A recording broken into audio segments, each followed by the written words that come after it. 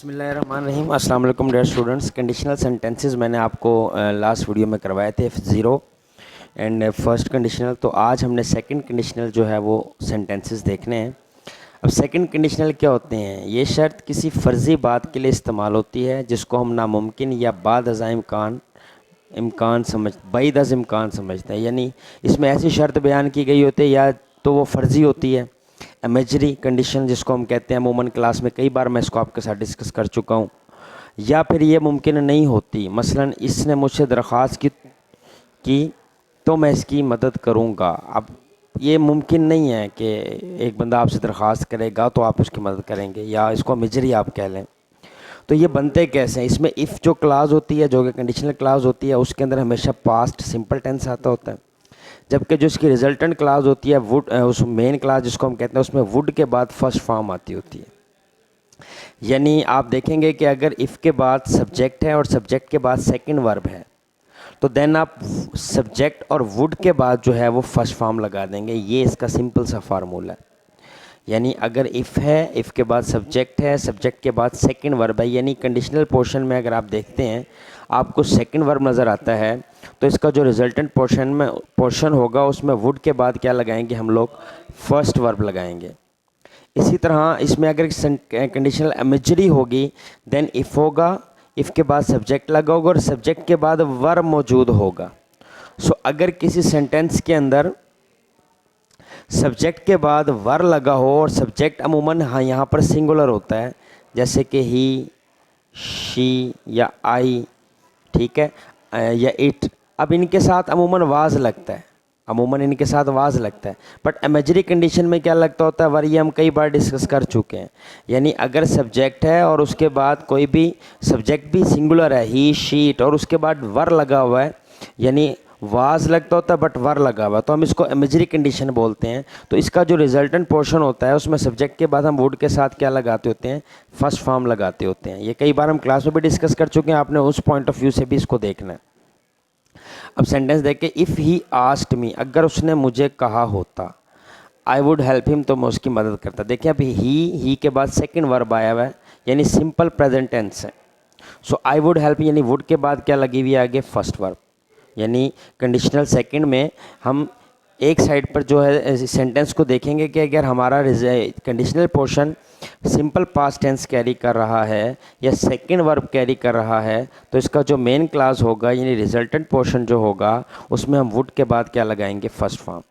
If I were you, अब देखें यहाँ पर आई के साथ वर लगा हुआ है जो कि इमेजरी कंडीशन को शो कर रहा है, क्योंकि आई के साथ अमूमन वाज लगता है, बट जब हम वर लगाते हैं तो ये इमेजिनेशन को शो करता है। If I were you I would plant some trees, अगर तुम्हारी जगह मैं होता तो मैं कुछ दरख्त लगाता। तो देखें यहाँ वुड के बाद क्या लगा हुआ है? फर्स्ट फॉर्म लगा हुआ है। यानी इस साइड पर हमें सेकंड वर्ब नज़र आ रहा है, वर्ब बेसिकली सेकंड फॉर्म है, तो वहाँ जो रिजल्टेंट पोर्शन है, जो मेन क्लास है, उसमें हमने वुड के बाद क्या लगाया है? फर्स्ट फॉर्म लगाया है। नेक्स्ट में देखें, if he came to me, if conditional है और उसके बाद देखें सब्जेक्ट सिंगुलर है, उसके बाद सेकंड वर्ब लगा हुआ है केम, यानी सिंपल पास्ट टेंस है। तो अब क्या आ जाएगा? I would help him. तो यहाँ पर वुड के बाद हम क्या लगाएंगे? First form. यानी अगर कंडीशनल में हमारे पास जिस तरह सेकंड वर्ब आ गया यानी सिंपल पास्ट टेंस आ गया, तो हमने वुड के साथ क्या लगा देनी है? फर्स्ट वर्ब लगा देनी है। If he did not help the poor, देखिए यहाँ पर पास्ट इंडेफिनिट का नेगेटिव सेंटेंस आया हुआ है, और मैंने भी बताया आपको ऊपर कि अगर इफ़ वाला पोर्शन यानी कंडीशनल पोर्शन पास्ट का होगा देन यहाँ पर हम वुड के साथ क्या लगाएंगे? First form. तो देखें यहाँ वुड के साथ क्या लगी हुई है? First form. लेकिन एक बात याद रखेंगे आप कि अगर इस साइड का सेंटेंस नेगेटिव होगा तो जो रिजल्टेंट या मेन क्लास होगी वो भी क्या होगी? नेगेटिव में हो जाएगी। If she were a beautiful lady, अगर वो खूबसूरत खातून होती, देखें शी के साथ वर लगा हुआ, मीन एक इमेजरी कंडीशन है, और सेकंड वर्ब वैसे भी सेकंड फॉर्म है, तो यानी यहाँ पर ये क्या है? पास्ट टेंस है। तो हम दूसरी साइड पर क्या लगाएंगे? वुड के साथ फर्स्ट फॉर्म। तो वुड मैरी हर, तो वुड यहाँ पर आ गया, उसके बाद मैरी फर्स्ट वर्ब के तौर पर यहाँ पर आ गया है। इफ़ असलम वर रिच, तो असलम देखिए सिंगुलर है, यहाँ पर वाज आना चाहिए था, लेकिन वर जो है ये शो कर रहा है हमारी इमेजरी कंडीशन को, मीन ये इमेजरी कंडीशन है, और ये यहाँ पर वर सेकंड वर्ब है, यानी ये हमारे पास जो टेंस है ये किसका है? सिंपल पास्ट का है, तो यहाँ पर देखें वुड के साथ क्या लगी हुई है जी, फर्स्ट फॉर्म लगी हुई है। तो ये हमारे पास सेकंड कंडीशनल है, जिस एक बार फिर आप इसको देख लें कि सेकंड कंडीशनल में जो हमारे पास कंडीशनल पोर्शन होता है, इफ़ जो होता है, उसके बाद जो हमारे पास क्लास आती है कंडीशनल क्लास, उसमें पास्ट टेंस होगा, तो मेन क्लास में हम वुड के साथ फर्स्ट फॉर्म लगाएंगे। और अगर यहाँ पर जो है वो वर दिया होगा सब्जेक्ट के बाद, देन हम क्या करेंगे, तब भी वुड के बाद क्या लगाएंगे, फर्स्ट फॉर्म लगाएंगे। ये हमारे पास था सेकंड कंडीशनल। अब हम आ जाते हैं थर्ड कंडीशनल की तरफ। थर्ड कंडीशनल क्या है, शर्त माजी के किसी ऐसे वाक़े के बारे में बात करने के लिए इस्तेमाल होती है जो वाक़ हो चुका हो, जिसे बदला न जा सको। यानी माजी में एक काम हो चुका था, ये एक माजी की शर्त है, यानी इसके अंदर जो कंडीशनल होगी वो भी माजी की होगी, रिजल्टेंट होगी वो भी माजी की होगी। यानी ये काम नहीं हुआ था जिसकी वजह से दूसरा काम भी नहीं हुआ था, और इसको हम दोबारा कर भी नहीं सकते। यानी ये शर्त नामुमकिन ख्याल होती है, इसको दोबारा परफॉर्म भी नहीं किया जा सकता। इसकी पहचान किया कि जो इसकी इफ़ वाली क्लास होगी, यानी कंडीशनल क्लास, उसमें पास्ट परफेक्ट टेंस होगा। याद रखेंगे कि थर्ड कंडीशनल में इफ़ वाला जो पोर्शन होगा उसमें हमेशा पास्ट परफेक्ट टेंस आएगा। जो इसकी मेन क्लास यानी रिजल्टेंट क्लास होगी, उसमें हम वुड लगाएंगे, वुड के बाद फर्स्ट फॉर्म लगाएं यानी हैव लगाएंगे, और हैव के बाद क्या लगाएंगे, थर्ड फॉर्म। यानी पिछली कंडीशन में हमने पढ़ा है कि अगर इफ़ वाले पोर्शन में सिंपल पास्ट टेंस है, देन हम वुड के साथ फर्स्ट फॉर्म लगाएंगे। लेकिन अगर पास्ट परफेक्ट है, यानी सब्जेक्ट है, उसके साथ हेड है, हेड के साथ थर्ड फॉर्म है कंडीशनल क्लास में, देन हम सब्जेक्ट के बाद वुड देंगे, वुड के साथ हम हैव को ऐड करेंगे और उसके बाद थर्ड फॉर्म लगाएंगे।